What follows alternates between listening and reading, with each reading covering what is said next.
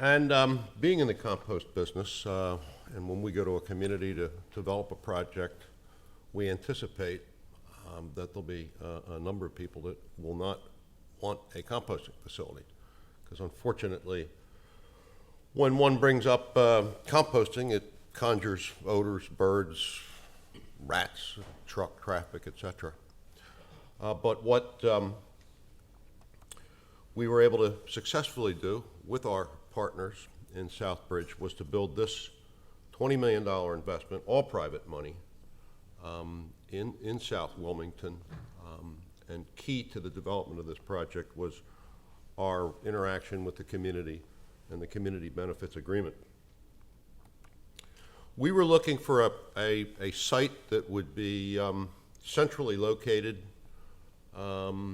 near highway access, and the site that we are on is immediately adjacent to I-495, within eyeball distance of the Delaware Memorial Bridge, which connects the Jersey Turnpike to 95. So it was ideal location for what we wanted to do, which is to receive food waste from the region, in which we then compost that into high quality soil products and market those. So when we looked at this particular site, we were looking at issues including zoning, how close were we to residential neighborhood, what kind of state permits would be required, and as important as anything, and really it all stems from having neighborhood support. And Southbridge is, as Marvin had said, is the oldest community within Wilmington, an urban residential community that a lot of social life, as Marvin mentioned, centers around neighborhood house as well as the churches, but schools, etc. But the challenges when we first met, our first public meeting, we were expecting some resistance, but we were overwhelmed by the uncertainty, fear, anger even, that we would think to develop a project, composting project in the area. And quite frankly, when we looked into it, the neighborhood was justified in their concerns and their fear of the unknown. Who are we? What's it going to impact the community, whether negative or what benefit? For example, I mean, the property that we're on now looked like this for most of the 20th century, at least the first half of it. And also close by is the state's landfill, an old composting plant that used to be in existence that caused problems with the neighborhood, chemical plants, the Port of Wilmington, etc. And in every instance before this, the community was basically ignored. They weren't engaged in participation in their own future and what impact the development would have. By the time we came on the scene, the property looked like this. It was used for salt storage, wood storage, things like that, very low use. And the answers that we found was to really sit down. David mentioned transparency, critically important. Who are we? What do we do? What are we proposing? And have that dialogue. So the first thing that we did was Southbridge community delegated 3 representatives, and they traveled to see what we do elsewhere. For example, we took them up to the island of Nantucket, which is 30 miles at sea off of Massachusetts, where we have for a very long time operated a composting and recycling facility, that they could see what kind of people we were, what kind of an operation we ran. And we also escorted them out to Seattle, Washington, where this facility, which uses the same technology that we are using in Wilmington, was in operation. They could walk around and see the technology work, see that there was no odor, see that there was no other issues like rats or birds that would be problematic. And then we were able to sit down and negotiate with the law professor from Widener University's assistants. What do we need to get the neighborhood support. As Marvin mentioned, traffic prohibition. There was a fear of trucks running through the neighborhood, so we readily agreed that we would penalize any waste trucks that would go through their town. And I don't think, Marvin, that we've had a complaint. I think we successfully avoided that by having that penalty in there. We were hoping for at least 2.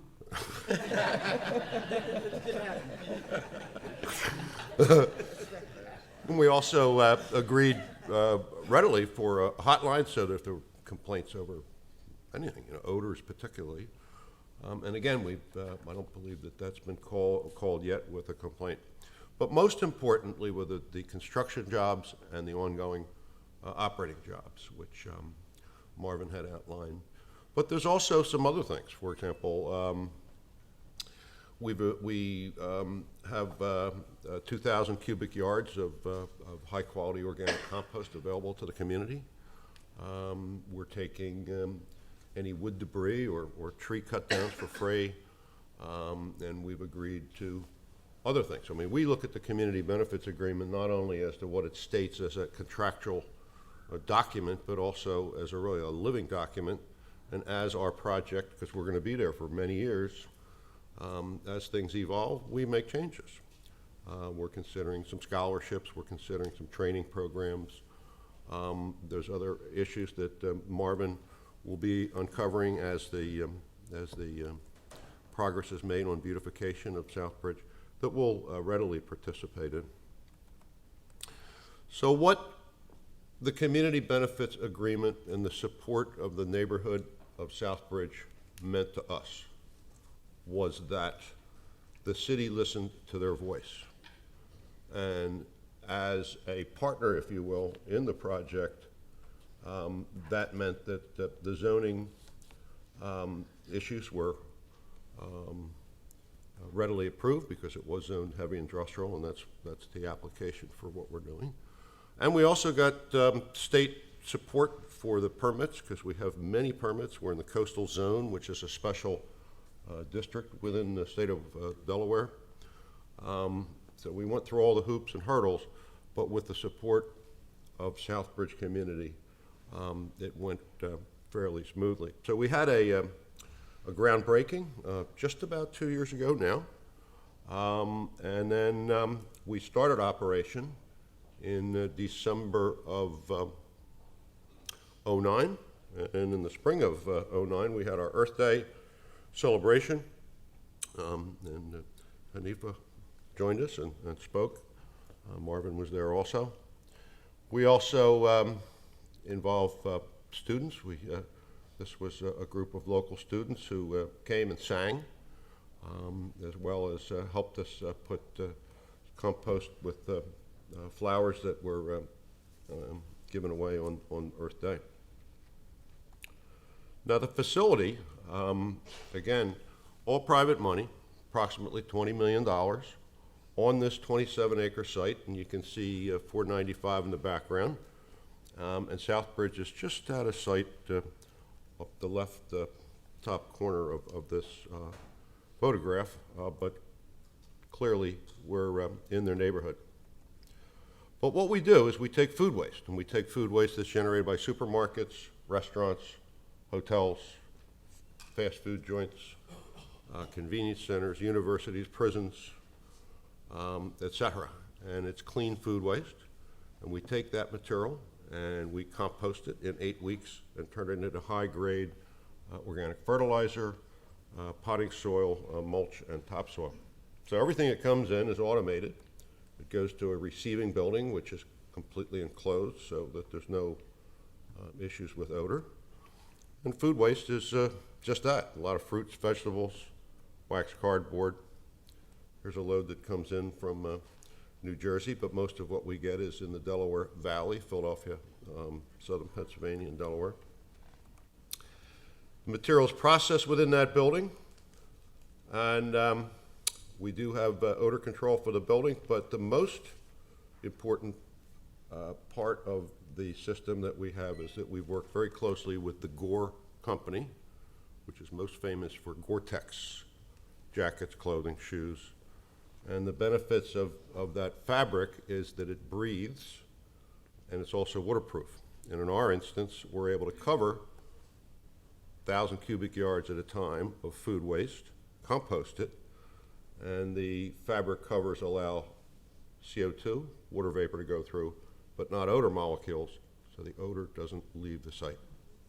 It's also waterproof so that there's no storm or rainwater that commingles with the compost, so we don't have leachate. So those two big issues were addressed with the technology that we proved to the neighborhood in Southbridge to get their support that we would be an appropriate use in the neighborhood.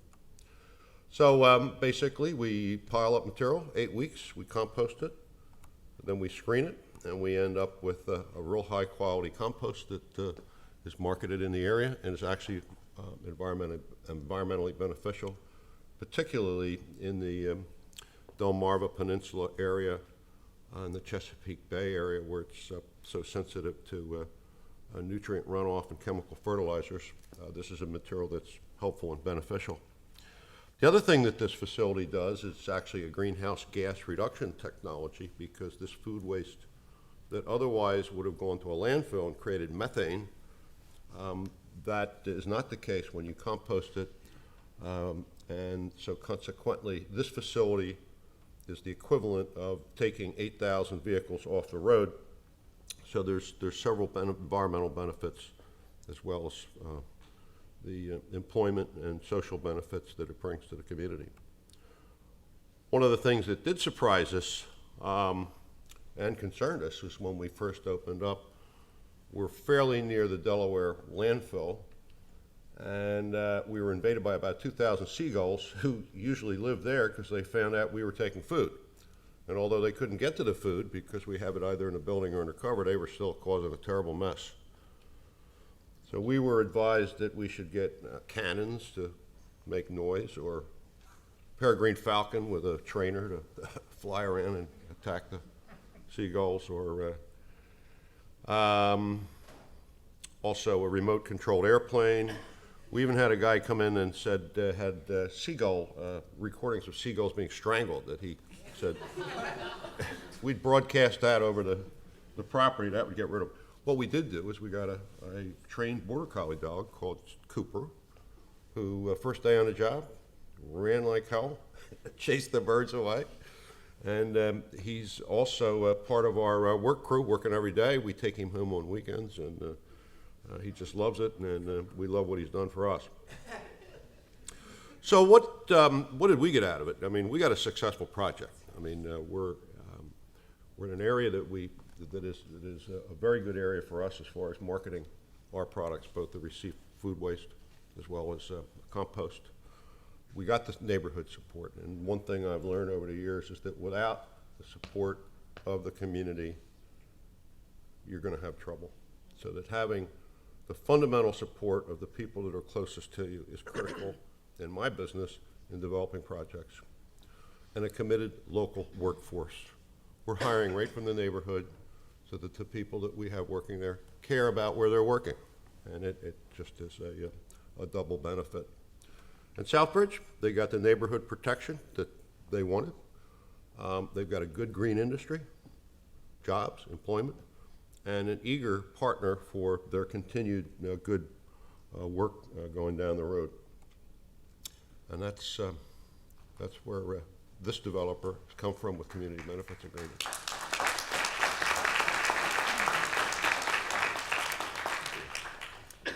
Okay, thank you, Nelson.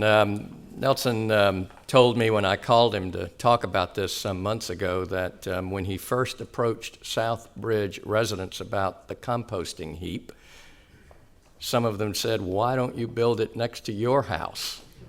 And the partial response to that, I suppose, was when they went to Nantucket and showed them the facility there that's located about a quarter of a mile away from a $10 or $15 million home.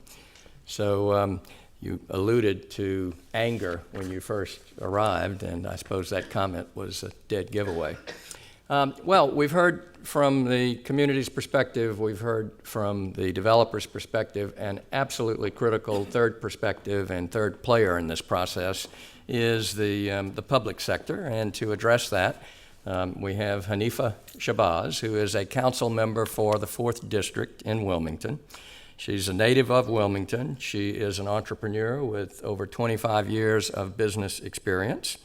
She was the first in Wilmington to implement the Neighborhood Assistance Act, where a nonprofit corporation receives a financial contribution from a corporation, and that corporation receives the benefit of a 50% tax credit.